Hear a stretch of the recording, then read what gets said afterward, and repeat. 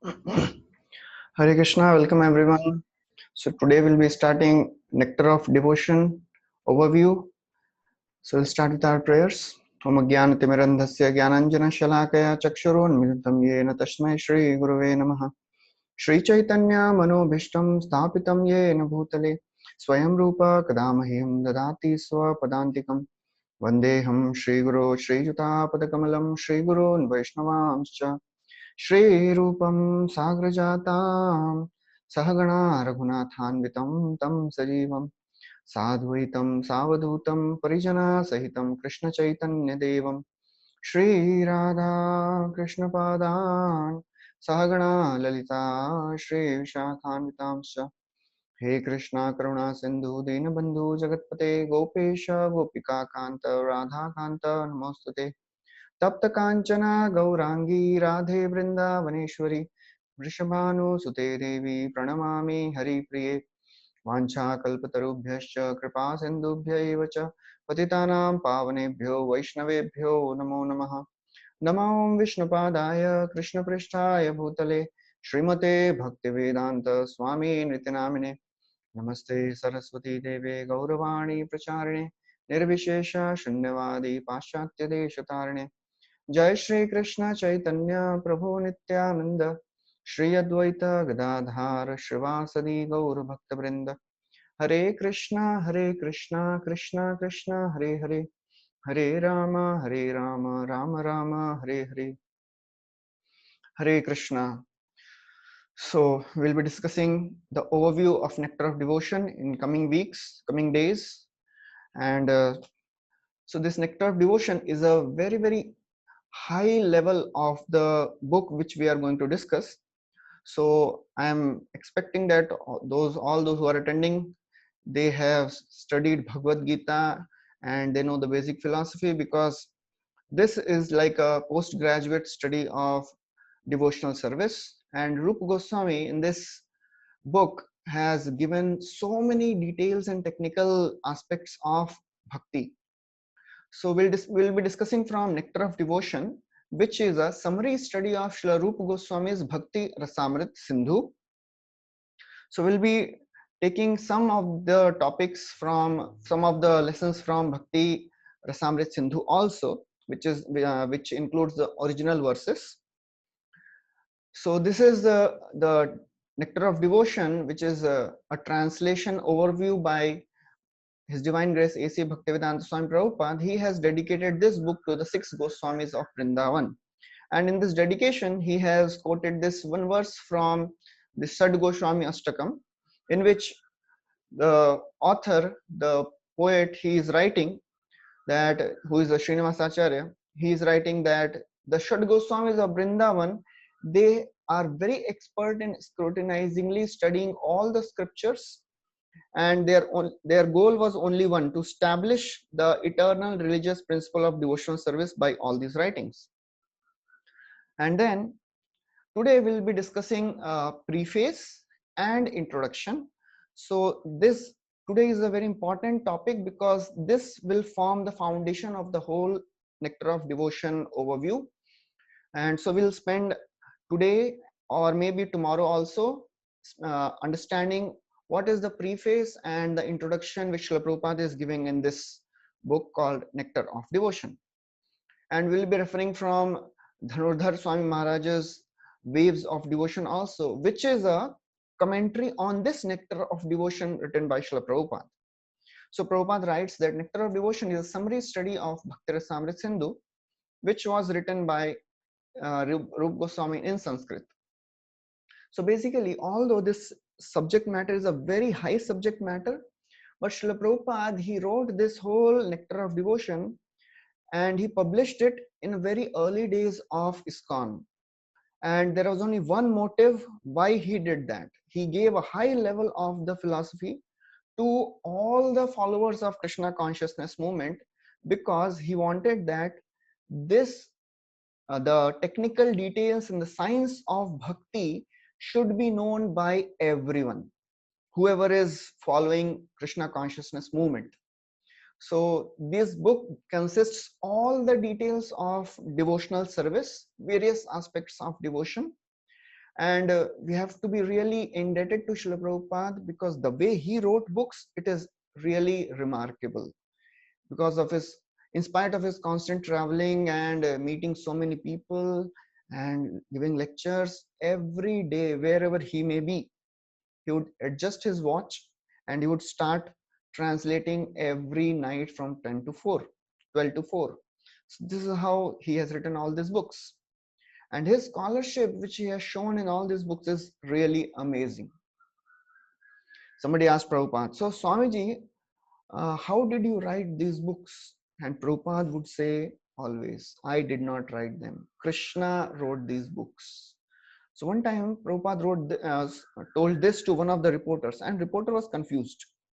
He said, how can Krishna write these books? So one of the disciples who was standing beside Prabhupada, he thought maybe I'll give an explanation. So he said, oh, actually, Krishna inspires Prabhupada in the heart, and then, Prabhupada writes. So Prabhupada became angry with that person, and he said, that devotee, and said, which rascal is saying this? When I am saying that Krishna is personally guiding me, so then personally writing these books, then why are you interpreting? So therefore, Prabhupada, when he has written these books, we should know these are the spiritual ecstasies of Prabhupada. And why Prabhupada wrote an overview of Bhakti Rasamrit Sindhu. So the problem is, this Nectar of Devotion is already an overview of Bhakti Rasamrit Sindhu. And on top of that, we will be taking an overview of Nectar of Devotion. So I'm not sure how much we'll be able to do justice to the actual text, because it is really amazing, but we'll try our best. So there's Bhakti Rasamrit Sindhu is a very, very technical book. And this book is written by Srila Rupa Goswami, who is one of the 6 Goswamis in Vrindavan. He was a disciple of Chaitanya Mahaprabhu.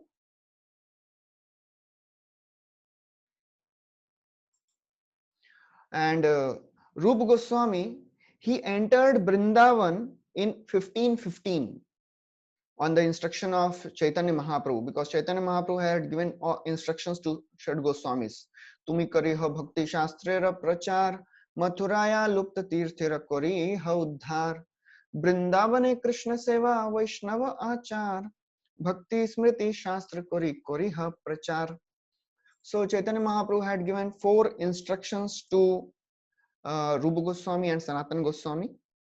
He had said that you go to Vrindavan, you establish the principles of religion, you write the scriptures, you establish temples, and by your personal behavior, you establish the Vaishnava etiquettes. So therefore, Rupa Goswami, he went to Vrindavan, entered Vrindavan in 1515. And in 1540, he published this book called Bhakti Rasamrit Sindhu. So just imagine, it took 25 years of bhajan for Rupa Goswami, who is our Sampradaya Acharya. We are called Rupanugas. He took 25 years to write this Bhakti Rasamrit Sindhu. Just by this mere fact, we should know how much contemplation, how much realizations have gone into writing this book. So therefore, this book is the really greatest of the treasure which is given to us by Srila Rupa Goswami. And to go into the details, we'll just take a view of the 4 major books. Bhagavad Gita, which we completed just day before yesterday, then Nectar of Instruction, Ishopanishad, and Nectar of Devotion. These are the primary 4 books which we generally study in our Bhakti Shastri courses. So basically, if you see the whole Indian philosophy, this can be divided into Vedic and non-Vedic paths. So Vedic philosophy, it is some technical details, but it is required to make us understand and realize the glory of what we are getting. So this Vedic system has 6 systems of philosophy, and which includes Nyaya, Vaisheshika, Sankhya, Yoga Patanjali, Karma Mimamsa, and Vedanta. And Vedanta is the philosophy which is given by Vyasadeva, and That is the actual philosophy, which is a theistic philosophy. Others may not be so theistic. There is some non-Vedic also, Jainism, Buddhism, and Charvak. So the expertise of Srila Prabhupada was, he gave us, there is something called Prasthana Traya in the Vedic philosophy. Shruti, Smriti, and Nyaya.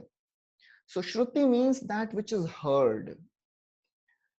Smriti means after something is heard, then you again reproduce. Just like there are our teachers, professors we have heard from and studied in colleges. So they study the books and they understand and they explain in their words. Similarly, the Shrutis, they are the exact words of God, and that is called the Vedas. When the Vedas, they are heard by the great sages, and then they try to explain that Veda in their own words, that becomes Smritis. And that Smriti may come in various forms, like Puran. Puran means the ancient histories, Itihasa, ancient Katha. So, and then there is something called Nyaya. Nyaya means those principles by which we establish the uh, truth of spiritual wisdom by logic. So the expertise of Srila Prabhupada was, as you can see in this slide, he gave us one book from each of this section of our Vedic philosophy. So this Vedas, he gave, in the Vedas, he gave us Ishopanishad. In Smriti, he gave us Bhagavad Gita. Bhagavad Gita is a very unique book. So generally, Veda means, Shruti means it comes from the mouth of God. So we know Krishna is God. And when he is speaking Bhagavad Gita, that means it is Shruti. But we also know that this Bhagavad Gita comes in Mahabharata. And Mahabharata is a Itihas. So therefore it becomes a Shruti within Smriti. That is a unique position of Bhagavad Gita. And of course, he gave us Nyaya. Nyaya is Vedanta Sutra. And the natural commentary on Vedanta Sutra is Srimad Bhagavatam.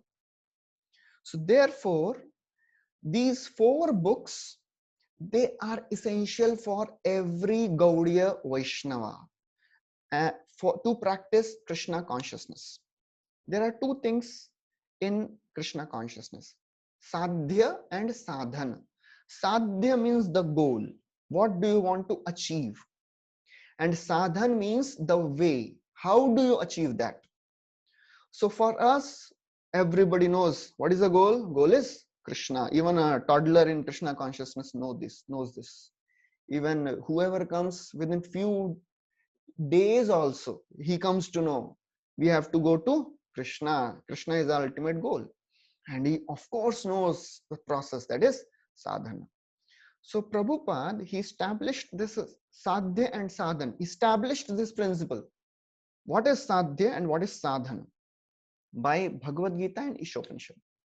And then he explained that sadhya and sadhana by giving us nectar of instruction and nectar of devotion. So therefore, for Gaudiya Vaishnava, it is a very, very important to understand Sri Chaitanya Charitamrit and Nectar of Devotion. Because Bhagavad Gita is a pan-Vedic book, Any Indian person can relate to Bhagavad Gita. From any branch, any caste, any sampradaya. But above than Bhagavad Gita is Srimad Bhagavatam. Srimad Bhagavatam makes us a Vaishnava. Vaishnava means the devotee of Lord Krishna. And then, even in Vaishnavas, there are various sampradayas. And we are coming in Gaudiya Vaishnava Sampradaya. For us, the two books are very, very important. Those are Chaitanya Charitamrit and Nectar of Devotion. So therefore, by the mere fact that we are studying a very high level of scripture, so therefore, there are many things which may be very new, the concepts. So just be patient. Even if you don't understand, just try to hear it. The more you will hear, the more you will understand, you know. And in this Bhakti Rasamrit Sindhu, which Srila Prabhupada summarized as Nectar of Devotion, describes very, very precise definitions of bhakti. Somebody may say, why? What is the need of so many details? Bhakti is a process of emotions. मन में भाव आने चाहिए. What is the need of all these technical details? Kaviraj Goswami describes, सिद्धांत बलिया जीव चित्ते ना करो आलस, इहा हईते कृष्ण लागे सुदृढ़ मानस. One should not be lazy in understanding the philosophy of Krishna consciousness. Because if we understand the philosophy of Krishna consciousness, then we will stay in Krishna consciousness. Otherwise, it will become just a sentimental thing. जब तक मुझे अच्छा लग रहा है तब तक मैं भक्ति करूंगा और करूंगी. जब मजा नहीं आ रहा है, okay, I'll stop bhakti. So this philosophy is very, very important for a practitioner to understand. That is what takes one from a low level of devotee to a advanced level of devotee. And we'll discuss more on this in this Nectar of Devotion. There are 3 levels of devotees also: Kanishtha, Madhyama, and Uttama. So therefore, we have to be really focused, even if we don't understand anything. Just continue hearing, continue reading. One devotee went to Prabhupada and said, Prabhupada, I'm not able to understand this paragraph which you have written, this purport. Prabhupada said, read it again. He read it again. Did you understand? He said, no, Prabhupada, read it again. And Prabhupada made him read 5 times there itself. After 5th reading, he said, now Prabhupada, it is making some sense, So therefore, if you are not able to understand, read again and again, and also consult some devotees who can explain this. So therefore, this Bhakti Rasamrit Sindhu, which is summarized as Nectar of Devotion by Srila Prabhupada, describes a great detail of the Krishna conscious philosophy. And with lots of sweet things, Srila Prabhupada has tried to make us understand how we can practice this, how we can apply this. So therefore, we have to use our intelligence. Krishna has given us intelligence, and we discussed in Bhagavad Gita also. In 5th chapter, 17th verse, Krishna says, you have to use your 4 faculties to come closer to me. Tad buddhaya tadatmana tannishtha tat parayana gacchantya punaravrittim jnana nirdhuta kalmashah. Tad buddhaya. First is buddhi. Use your intelligence. Atma. Atma means use your mind. Along with your intelligence, you should be emotionally connected to this. You should feel for this. Otherwise, it will become just intellectual gymnastics. You should feel for it. I need to understand this because I want to become strong in the philosophy.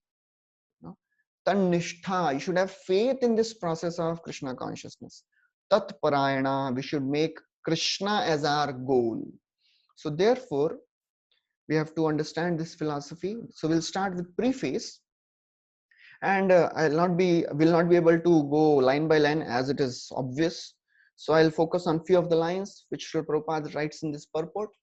So this is one of the statements in the very beginning. In the preface, Prabhupada first of all gives the history of Rup and Sanatan Goswami, how they were born and brought up in a very, very established Brahminical family, Gauda Saraswata Brahmana.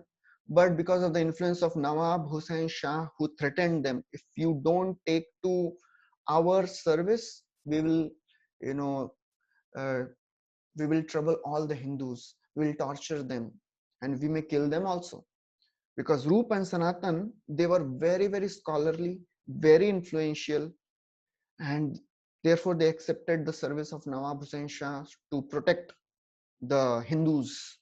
And Rup Goswami and Sanatan Goswami, Rup Goswami became the finance minister, prime minister. Sanatan Goswami became the finance minister. And they were so very powerful, so very aristocratic, so very learned. They knew around 10 languages. And they were ruling the kingdom so nicely. that Nawab Hussain Shah had given half of the kingdom under their care. But they were not happy with that. They wanted to surrender to Chaitanya Mahaprabhu. They were writing letters to Chaitanya Mahaprabhu again and again, showing their humble position, telling, please, we want to surrender to you. Chaitanya Mahaprabhu told them, you just wait. Don't be, so much very mad. सिर होइया घरयाओ नाहो वातुल क्रमे क्रमे पाए लोक भव Sindhu cool. So then ultimately, Rup Goswami and Sanatan Goswami, they left their jobs, went to Vrindavan, and then they established this, whatever instructions which were given by Chaitanya Mahaprabhu. So that is the history which Prabhupada writes. And then he describes the details of what is Bhakti Rasa Amrit Sindhu. So this preface is, Prabhupada is describing this Bhakti Rasa Amrit and Sindhu. So for Bhakti, Prabhupada writes that is, Bhakti means devotional service. And in Nectar of Instruction, Prabhupada writes in very great detail. He says, devotional service is a sort of cultivation, not idle meditation. Many people, they think, शांति से बैठेंगे, मन में भगवान का ध्यान करते रहेंगे, हमारा भक्ति चलता रहेगा. No. Prabhupada is very, very clear. He translated bhakti as devotional service, not just devotion. Because when you have devotion, you have to express that devotion by some service. So therefore, it is a sort of cultivation. So to develop relationship with anybody in this world, we have to do some practical activity. If the husband comes from job, office every day and he just says to his wife, I love you, I love you, I love you. Wife will say, okay, I understand. But you should also express your love by giving some gift, taking me to some, place to eat food, or some we can roam around. Show your love. So therefore, Prabhupada would always say, bhakti means you have to express your emotions. Rituals are very, very important part of our philosophy. That is just like theory and practicals, philosophy and rituals. So therefore, Prabhupada writes, bhakti means devotional service. Every service has some attractive feature which drives the servitor progressively on and on. Then Prabhupada writes, the basic principle of bhakti is the condition that we have a general propensity to love someone. And Prabhupada writes in the purport, in the primary stage, child just loves the parent.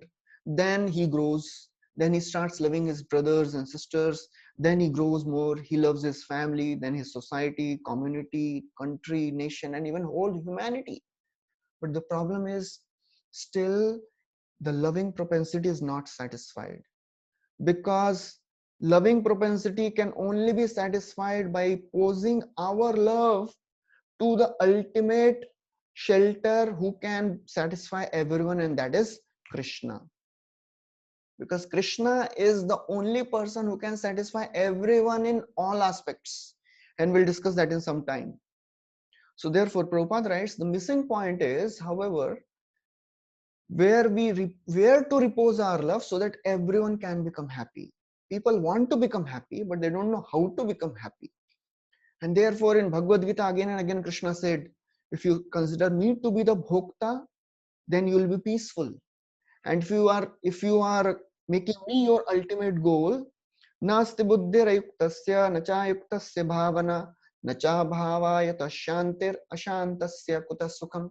So Krishna has said again and again, those whose intelligence is not fixed in me, ayukta means not connected to me. Nacha bhavayata shanti, they cannot remain peaceful in their lives, because problems will come in the life of people, because this material world is designed to give us problems. So if we are not connected to Krishna, small things of this world will trouble us. Nacha bhavayata shanti, and then ashantasya kutah sukham. The person who is not peaceful, he can never be happy. So therefore, Prabhupada writes, there is something missing. There are now, the advancement is so much, material advancement has gone to another level. There are skyscraper buildings, fast cars, latest communications techniques, everything is there. Latest medical inventions, but still people are not happy. Something or other keeps coming it. Just now this corona thing has come up. So therefore Prabhupada says that missing point is Krishna. And the nectar of devotion teaches us how to stimulate our original love. So therefore, again and again, I have told in Bhagavad Gita also, and all the scriptures they tell, don't expect peaceful life without troubles when you come to spirituality. Troubles will be there, but the spirituality and Krishna consciousness teaches us how to deal with the trouble, deal with the problems, deal with the miseries in a right way, so that we don't get frustrated, so that we come close to Krishna. So that is the missing point. And that's what Prabhupada would always say. Only thing which is lacking in this world is Krishna consciousness. Then after that, Prabhupada describes rasa, the word rasa. So he says, the word rasa is understood by different persons differently. But, and he says, the word rasa cannot be translated into English word. But the closest is mellow, And he says there is a mellow, there is some rasa which a person gets in whatever he does. And therefore, he gives the example of mundane people who is working day and night, whole day he is working, and at the end of the day he goes to his home to share some reciprocation relationship, with his wife, with his children, with his relatives. That is a rasa for which he is hankering, and that's why he is ready to undergo all the tapasya of the whole day's job. So therefore, this happiness is called rasa. But Prabhupada writes, there are two types of rasa. There is a rasa which people get by working in the material world. There is another type of rasa which devotees get by connecting to Krishna, and he calls it bhakti rasa. The mundane rasa, bhautik rasa, and bhakti rasa. So bhautik rasa and bhakti rasa, they are different. So the two qualities of bhautik rasa, which Rupa Goswami describes, Prabhupada describes, he says this is bhoga, tyaga, and chapala sukha. So bhoga tyag means, for example, if somebody likes gulab jamuns and he is told, okay, now you can eat, there is a whole jar full of gulab jamuns kept for you. You can eat whatever amount you want. So the first sight will be, wow, amazing experience. And just by looking at that ecstasy, one gulab jamun, 2, 3, 10, 15, then he will say, abhi bas ho gaya. Isse zyada nahi kha sakta, So bhog ho gaya. Bhog means enjoyment. Then after that, the symptoms of tyag come. Kuch ichha nahi, as if he is renounced, detached, So that is the symptom of material rasa. It causes satiation. You cannot just continuously enjoy that pleasure. It has to stop somewhere. The material pleasure causes diminishing of enjoyment, diminishing enjoyment. The enjoyment keeps on diminishing. And another feature of this is, it is chapala sukha. Chapala means very, very flickering, The sense gratification does not endure for long. It does not stay for a long time. It stays for a very, very short duration of time. It is flickering. So therefore, it is chapala sukha. And people, they are so very eager to get this happiness. They think, milega, milega, milega. Thode din ke baad milega. Somebody sent me a joke that, there was one person who was thinking, wow, if I grow till 30, at 20, then I'll become happy. Apna time aayega. Then 21 years, abhi tak time nahi aaya, still I'm suffering. 30, abhi bhi आशा थी कि अपना time आएगा. Gone. Then children, family, working so hard. Became 50. Still the hopes were there. Apna time आएगा. 55 अपना time तो आया नहीं, बुढ़ापा आ गया. Then 60 came, and one day he got a heart attack and he was admitted in the hospital. And the doctor said, अरे इनके रिश्तेदारों को बुला लीजिए, इनका टाइम आ गया है. So that is what is the situation of the people of this world. They keep on thinking अभी मजा आएगा, अपना टाइम आएगा. People keep on wearing t-shirts, अपना टाइम आएगा. But the problem is that time will never come. That is how this material world is designed by Krishna, to make us understand, Baba, this place is not the place we are supposed to be. So therefore, that is the quality of material rasa. Bhoga, tyaga, and chapala sukha. Second is, what is the quality of bhakti rasa? So bhakti rasa, the happiness which a devotee experiences, it is much more than the happiness of a materialist, because it is everlasting, it is ever increasing, it is eternal. That's why it is described satamayam sara bhritam nisargo yadarthavani shruti chet samapi pratikshanam na vivadachyatasyat striya vitanam iva sadhu varta. In this world, people, they are completely attracted to the topics of women, and they can keep on talking about the topics of women day in and day out, but still after some time they become satiated. But the on the opposite side is devotees, they never become satiated by hearing Krishna Katha. We hear the same Ramayana, same Krishna Leela, same Narsimha pastimes, every Janmashtami, Radhashtami, Narsimha Chaturdashi, same Gauranga Mahaprabhu's pastimes, but still we don't get satiated. That is the glory of Bhakti Rasa. I was asking some of the students, या आपने एक movie तो ज्यादा बार देखा होगा, 5 बार कितना देखा है एक मूवी? कोई देखा है ऐसा? हाँ, 5 बार देखा है, 10 बार, 15 बार, 20? नहीं, इतना तो कभी नहीं देखा. एक मूवी 20 बार कोई कैसे देख सकता है? But we have been hearing about pastimes of Krishna, same pastimes, over years and years. Still we don't get satiated. That is the rasa we get in bhakti. And that's why people are ready to give up everything to experience that bhakti rasa. So that is the quality of bhakti rasa. And then Prabhupada describes amrita. So what is this amrita? He says, bhakti rasa, however, the mellow relished in transcendental loving service of the Lord, does not finish with the end of life. It continues perpetually and is therefore called amrita.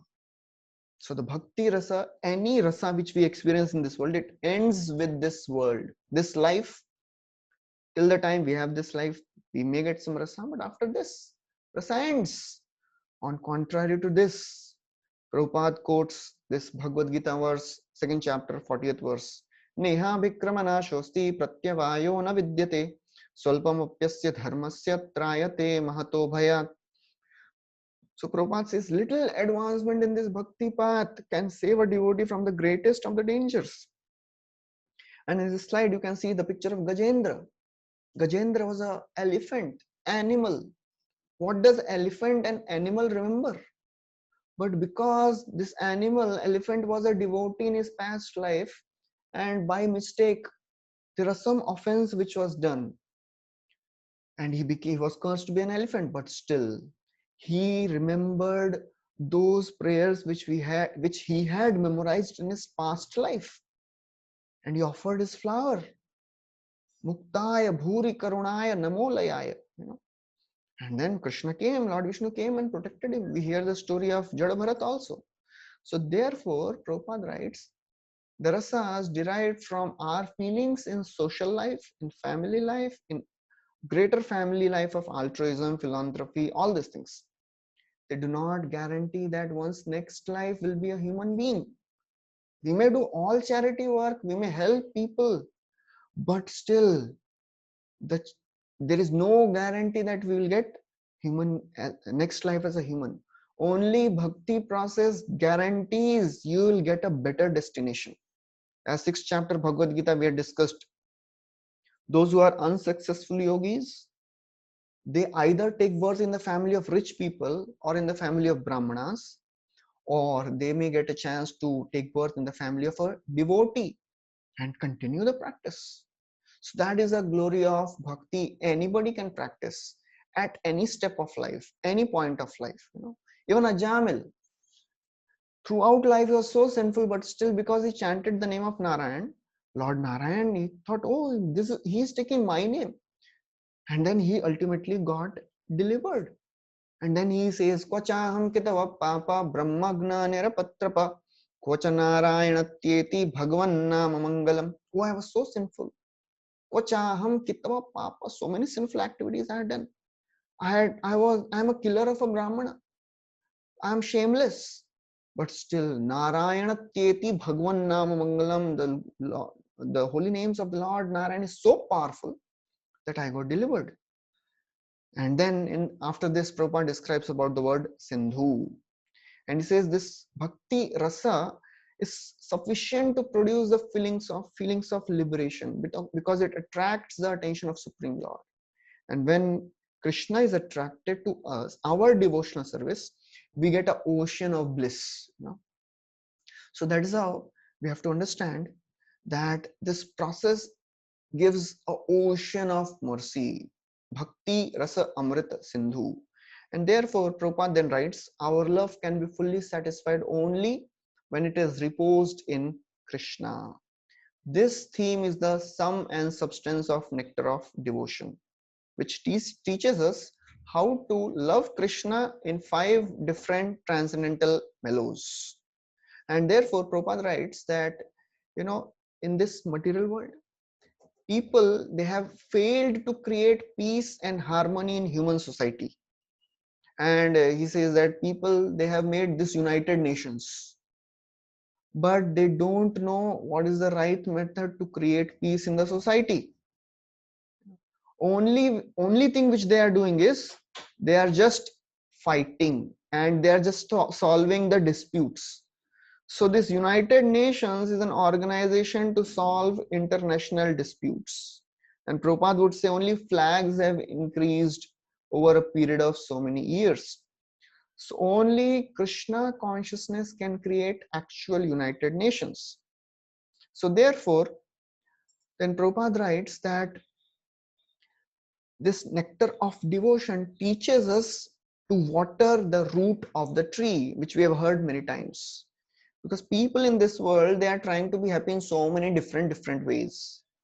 But Nectar of Devotion teaches us that if you turn the one switch on, it will brighten everything everywhere. Yatha taror mool nishechanena tripyanti tatskandha bhujopashakha pranopahara chatathendriyanam sarvarhana yathachyutejya. Just like if we water the root of a tree, the whole tree gets nourished. Similarly, if we worship Krishna, satisfy Krishna, then all the living entities can be peaceful and satisfied. Because if we live by the instructions given by Krishna, then automatically we will not take more than whatever is our quota. We will understand everybody is children of God, and we will take care of everyone.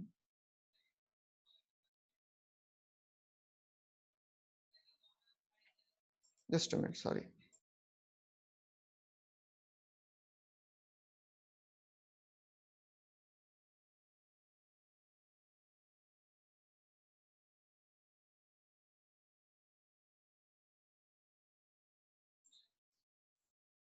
Yeah. So then after this, Prabhupada writes that this nectar of devotion will give us practical hints how we can live in the material world perfectly, engaged in devotional service, and thus fulfill all our desires in this life and in the next life. So therefore, this nectar of devotion is giving the practical hint how we can live in this world properly and connect to Krishna properly. I hope it is everybody is able to hear. There is no network problem, so everybody is able to connect here. So there is. So can somebody reply on the chat? Am I audible to everyone? Okay, great. So then, okay, thank you. So therefore, Prabhupada writes, there is only one thing which is missing. Missing Krishna means missing one's self also. And real self-realization and realization of Krishna go together simultaneously. And therefore, what we have to do is we have to study this nectar of devotion in a very, very refined way. So what we will be doing, we'll be just taking the overview, just like we took the overview of nectar of devotion. So this nectar of Bhagavad Gita, so this nectar of devotion is a deep ocean. So what we will be doing is we'll try to see the expanse of this nectar of devotion. And therefore, Prabhupada writes, this nectar of devotion is specifically presented for persons who are now engaged in the Krishna consciousness movement. So this is for every one of us. And one should not feel, oh, this is a very high level of subject matter, not for me. Prabhupada wrote this and published this right in the beginning of our Krishna consciousness movement in 1966-67. Just because there were so very new people who did not know anything about bhakti, Prabhupada wanted to make them very, very strong in the process of Krishna consciousness. And therefore, he wrote this Nectar of Devotion. So now we'll start with introduction. So this introduction, and in the bracket you can see I have put the verses which are describing this introduction part in actual Bhakti Rasamrit Sindhu. So in introduction, Prabhupada discusses three subject matters: Mangalacharan, and then he gives what is Mangalacharan. We'll discuss all that. That is the auspicious invocation. And then he describes the brief description of the book's contents. And then he gives a very, very important thing. He gives the authoritative definition of pure devotional service. And we'll spend substantial amount of time discussing that. So now, first we'll discuss what is Mangalacharan. So Mangalacharan means the auspicious invocation. So Kaviraj Goswami describes in Chaitanya Charitamrit, he describes the purpose of Mangalacharan. He says, Granthe Arambha Kori Mangalacharan, Guru Vaishnava Bhagavan Tine Rasmaran. So in the beginning of this Grantha, which I am writing, that is Chaitanya Charitamrit, I am doing this Mangalacharan, auspicious invocation. And in that invocation, what I am doing? Guru, Vaishnava and Bhagavan Tine Rasmaran. I am remembering my spiritual master, I am remembering all the Vaishnavas, and I am remembering the Supreme Lord Krishna. What will be the benefit of remembering them? Tine Rasmaran hoye Vigna Vinashan, Anayase hoye Nij Vanchita Puran. Then he says, if we remember Guru, Vaishnavas and Bhagavan, what will happen? Whatever obstacles which will come in this path of writing this book, it will be destroyed. And when we remember Krishna, when we remember Vaishnavas, Anayase hoya nija vanchita puran. Without any effort, all the obstacles will be removed. I'll just take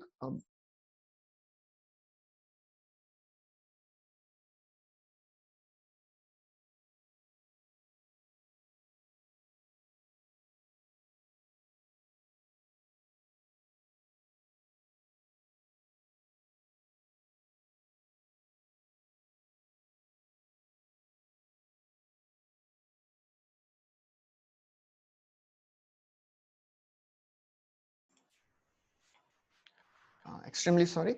So yeah. So this, when we hear Guru, Vaishnavas, remember Guru, Vaishnava and Bhagavan, then result is Anayase hoya nija vanchita puran. All our desires get fulfilled automatically. And then he describes what is this Mangalacharan. So Mangalacharan has three parts. So previously we saw that this introduction has three topics: Mangalacharan, brief description of the contents of the book, and then authoritative description of the pure devotional service. What is Shuddha Bhakti? What is Uttama Bhakti? And then now we are going to the Mangalacharan part. So there he describes three subjects. Se Mangalacharan hoye Trividha Prakar, Vastu Nirdesh Ashirvad Namaskar. So by the process of Mangalacharan, three things are being discussed. First is Vastu Nirdesh. What is Vastu Nirdesh? The objective of this book. Why Rupa Goswami is writing this book? What is the objective? We have discussed in Bhagavad Gita also, Jnanam, Gyayam and Jnanagamyam. Knowledge, object of knowledge and objective of knowledge. So objective means the goal. What is the goal of this book? That is to glorify Krishna as Akhil Rasamrita Murti. And what is that Akhil Rasamrita Murti? We'll discuss. Second, by this Mangalacharan, he allows author to pay obeisances. So we'll see all these three things. In this Mangalacharan, Rupa Goswami is offering obeisances to his spiritual master. He's offering obeisances to Krishna. He's offering obeisances to Chaitanya Mahaprabhu also. And then in the beginning only, because we are having the fruitive mentality. क्या मिलेगा ये सुन के तब तक, we don't get that. So ये सुन के ये मिलेगा. So in the beginning only, Mangalacharan describes what readers will get. So allows the readers to receive the blessings. So these three things are described in Mangalacharan. So now we'll go to the Vastu Nirdesh, that is the objective of this book. So the objective of this book is to establish Krishna to be the source, reservoir of all the rasa. We discussed the concept of rasa. So this Rasa Amrit Murti, he is the personification of all the devotional mellows. And this is the verse which Rupa Goswami has written about this Vastu Nirdesh, establishing Krishna to be the Akhil Rasamrita Murti. And there he describes that Krishna, he is the destroyer of all the sin, and he is bestower of all bliss, and the very form of the highest bliss filled with all rasas. And then he brings the devotees like Taraka and Palika under his control, and then he accepts Shyamala and Lalita as his equals there, and then he gives pleasure to Radharani by his excellent qualities. So Prabhupada paraphrases this in the first paragraph of introduction. So in this verse there is a word called Vidu.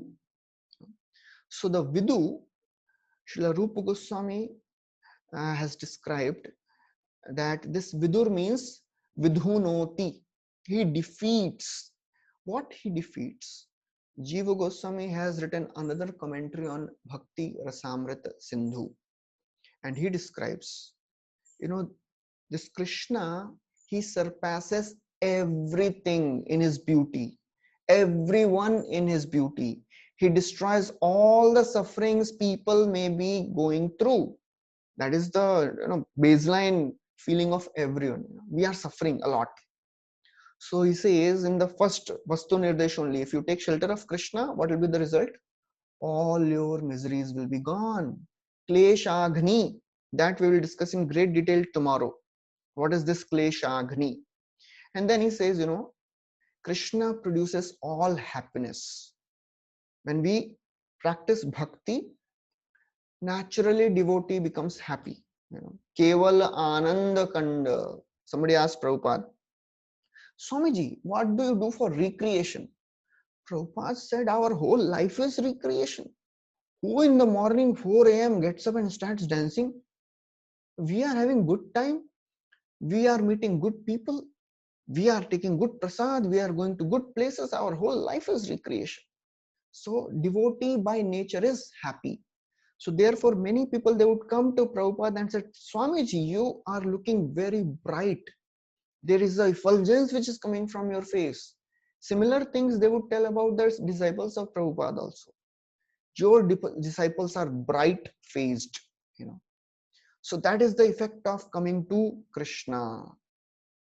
And therefore, because Krishna is the reservoir of all the rasas, therefore he is established to be the supreme personality of Godhead.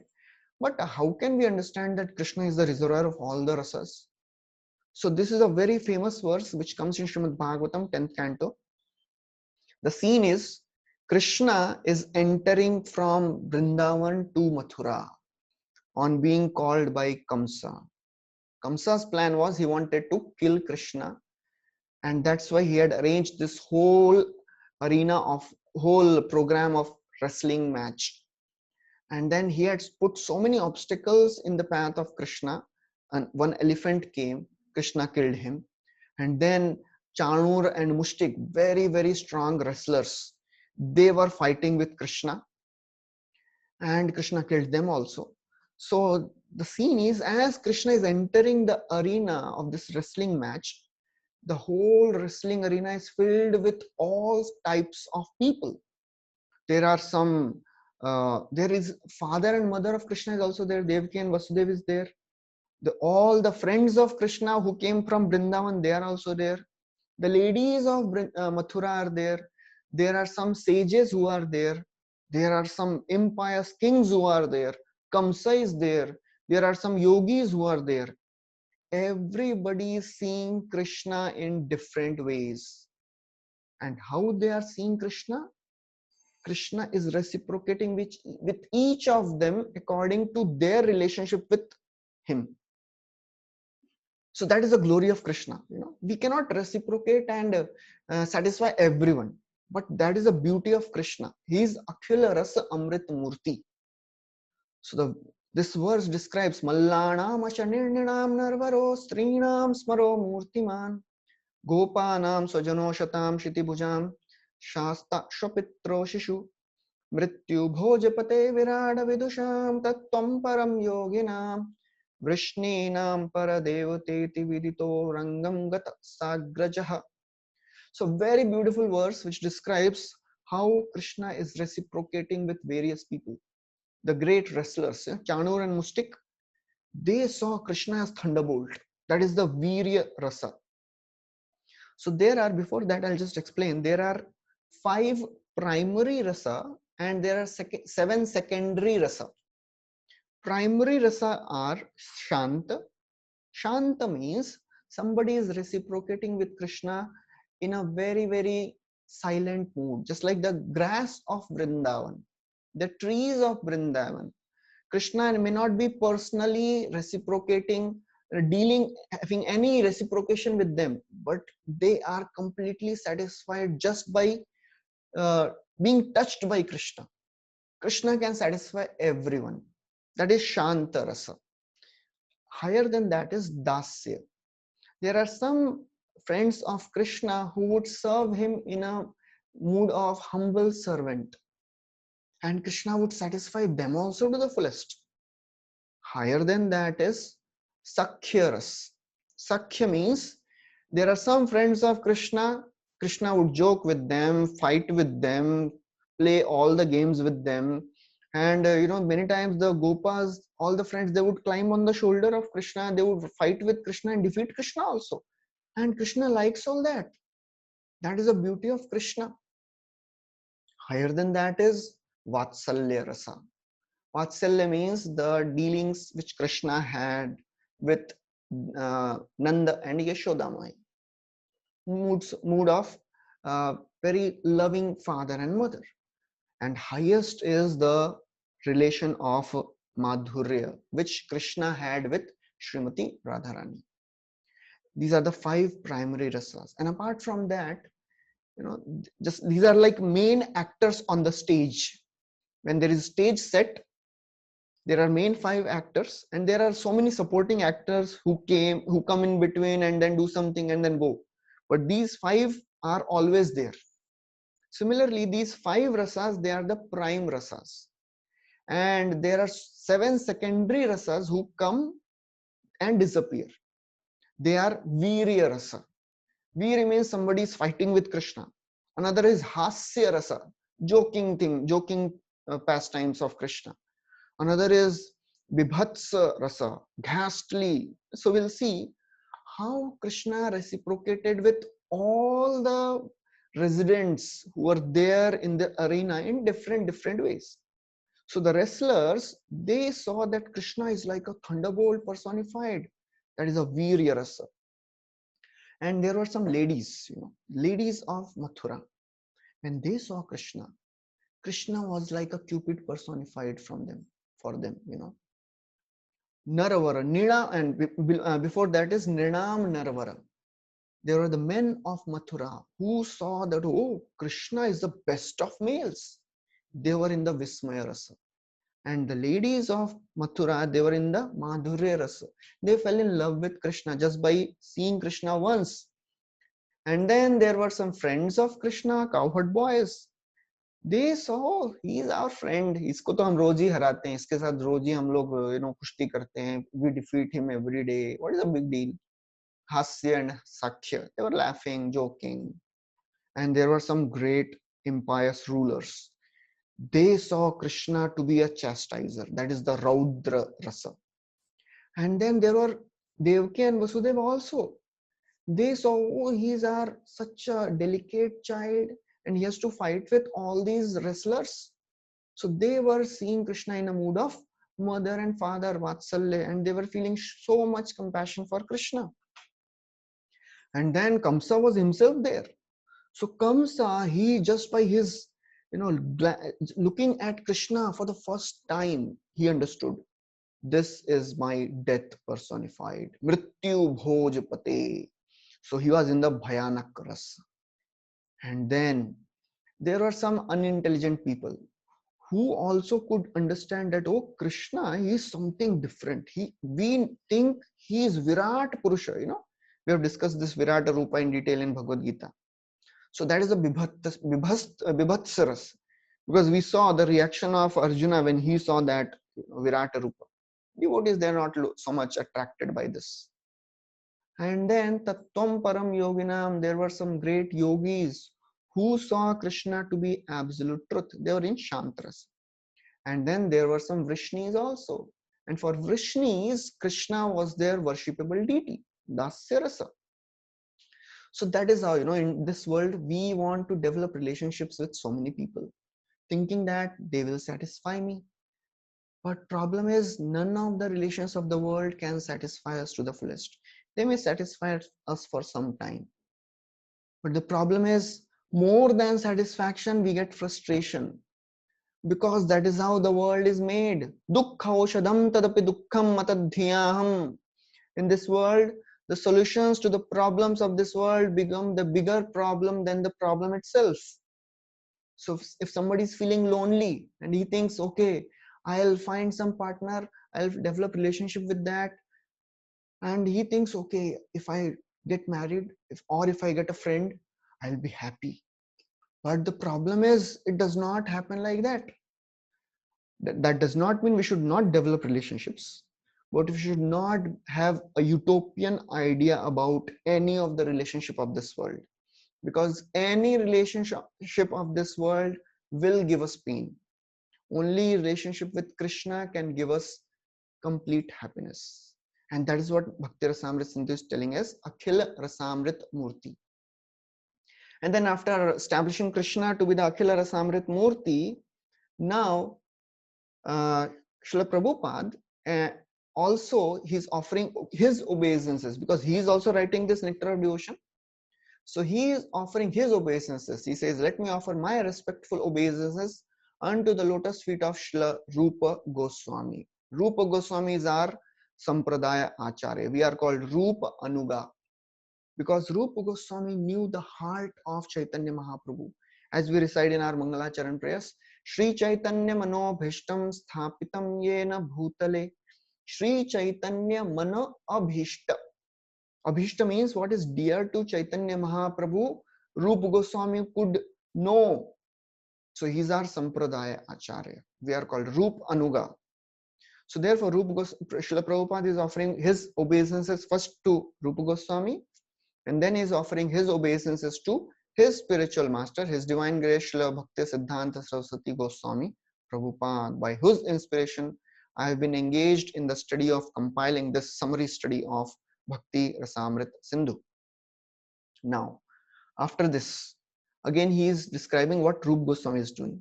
So Rupa Goswami, he offers his obeisances to Chaitanya Mahaprabhu.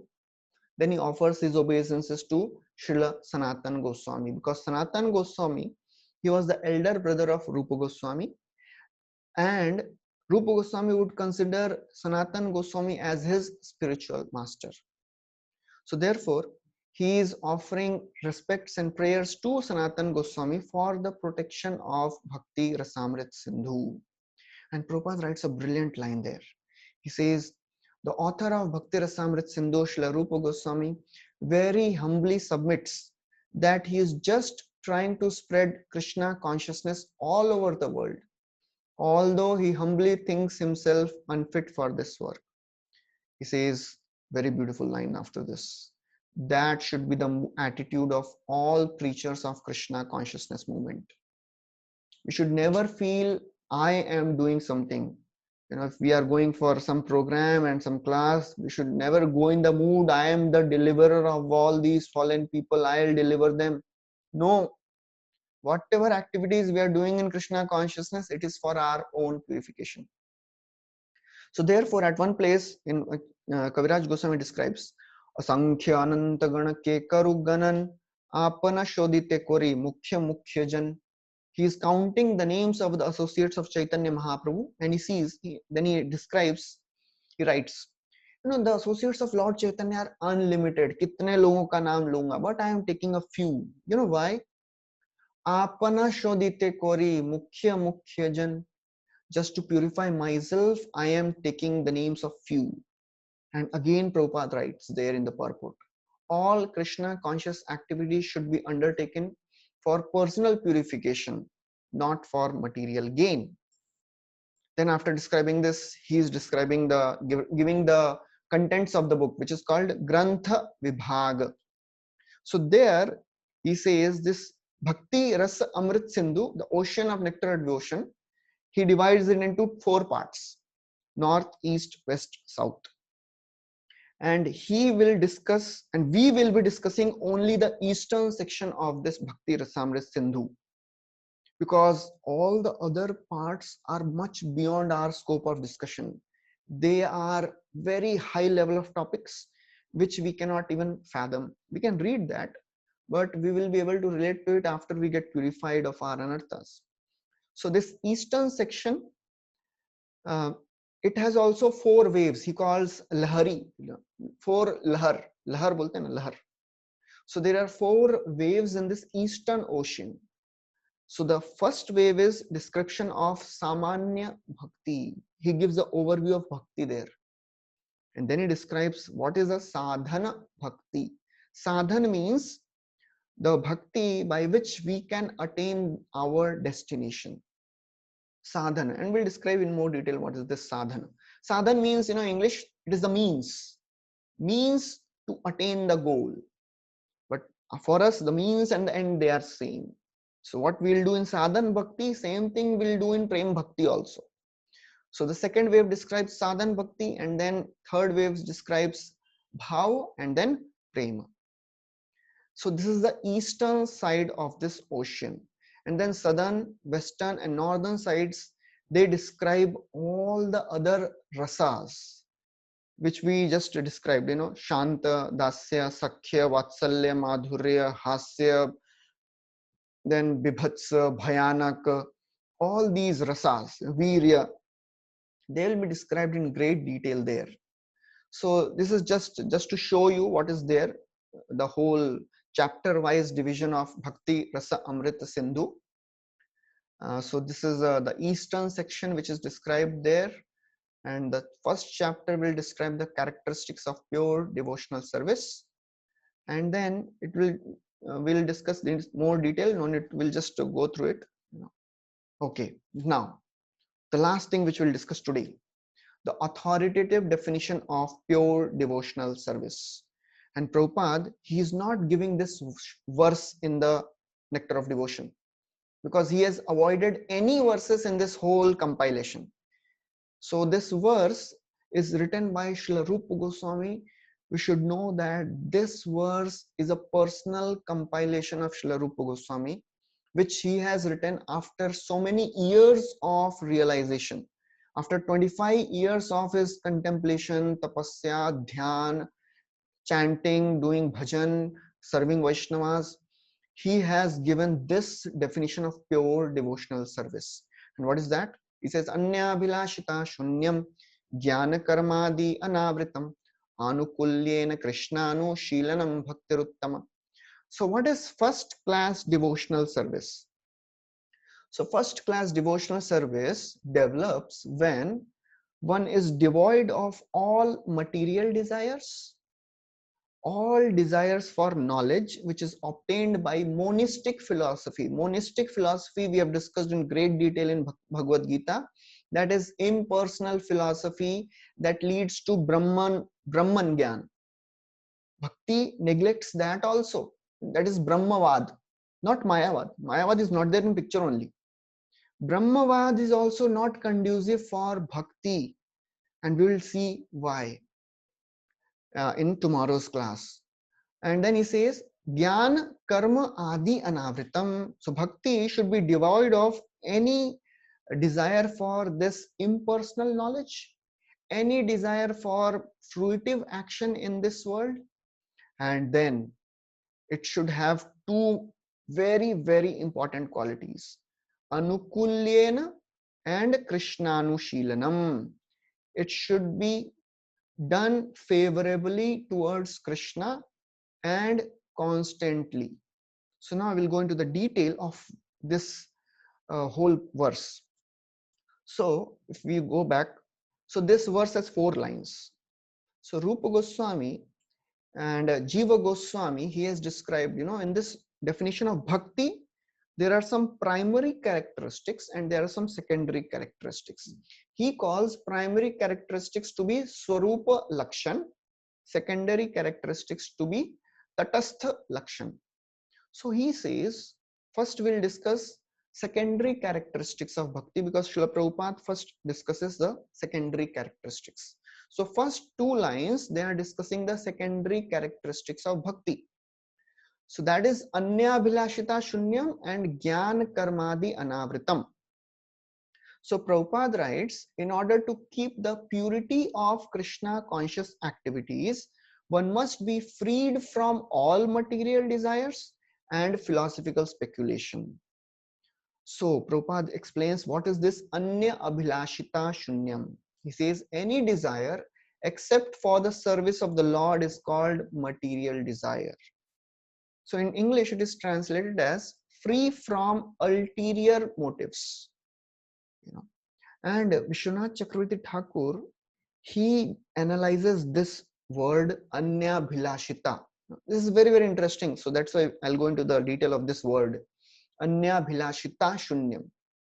He says a devotee, in order to practice pure devotion, should not have any desire. But does that include desire for self-preservation also?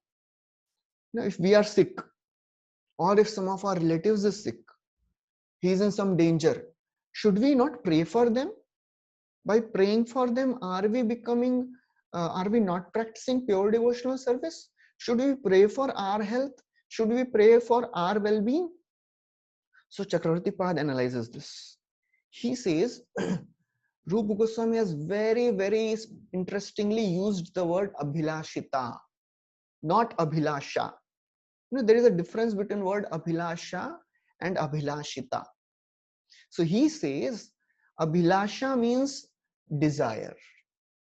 Abhilashita means motive. So what is our motive? Our innate motive, that is only to serve Krishna. But our desire may vary based on the external circumstances. But our motive never changes.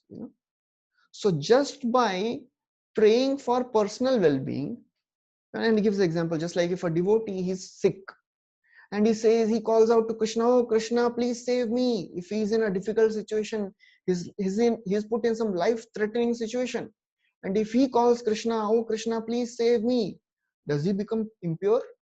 Is he not practicing pure devotion? He says, yes, of course he is practicing pure devotional service, because his innate motive is still to serve Krishna. Just the external circumstances are making them to pray to Krishna in such a way. And we see in throughout Bhagavatam, when Ashwatthama, he threw that Brahmastra, and Uttara, she came running to Krishna. Pahi pahi mahayogin deva deva jagatpate nanyam tod abhayam pashye yatra mrityu parasparam.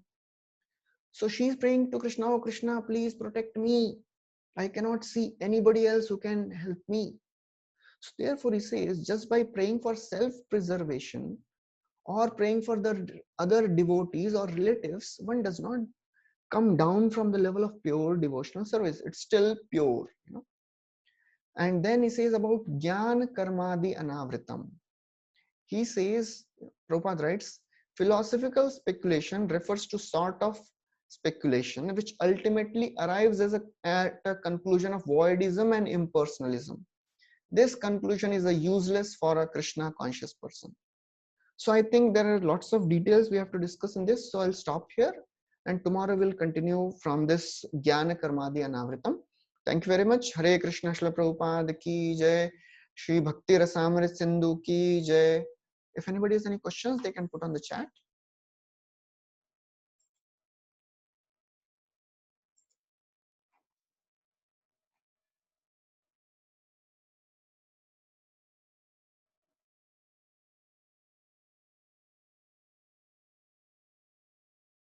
Okay, it seems nobody has any questions. Thank you very much. We'll stop here. Hare Krishna. Okay, one question came. Oh, 2-3 questions came. Can you please take me to the slide of Vedic and non-Vedic? I'll put on the group. Vidhu.